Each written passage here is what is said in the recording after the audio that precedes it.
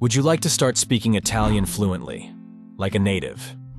Welcome to the Italian Learning Academy, where you'll quickly achieve fluency in Italian through active listening for beginners. Today we're discovering Mount Etna with Giulia. Enjoy the lesson. Let's get started. Listen actively to the text being read. Don't stress if you don't understand everything at first. Focus on the accent and intonation. Whenever possible, follow the text on the screen with your eyes to improve your memory and retention. If you'd like to work on your pronunciation, pause the video after each sentence and repeat it, either out loud or in your mind. Let's start.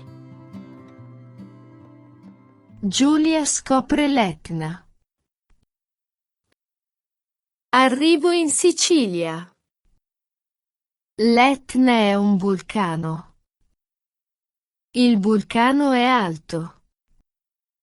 Prendo una funivia. La funivia sale. Vedo molta lava. La lava è nera.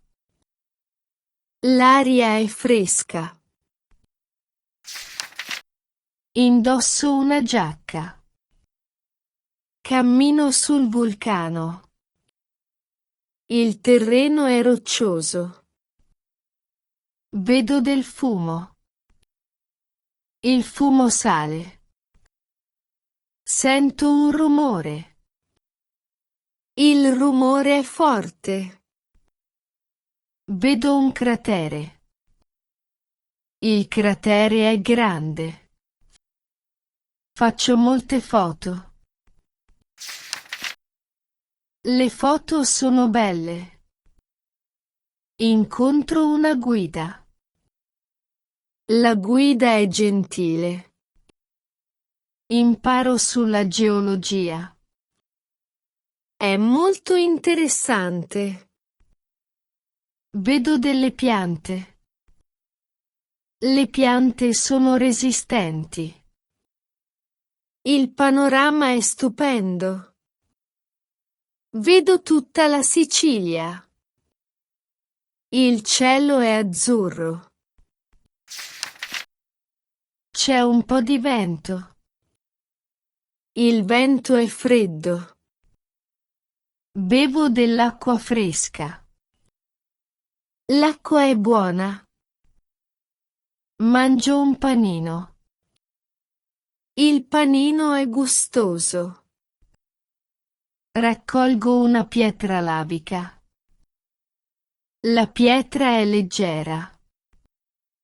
Inizio la discesa. La discesa è facile. L'esperienza è indimenticabile. Arrivederci e grazie. Well done on reaching this point. You've done an outstanding job. I'm sure your Italian skills have reached new heights. Keep in mind, you can revisit the lesson whenever you like, as many times as you need. It's up to you to decide the pace and intensity of your learning.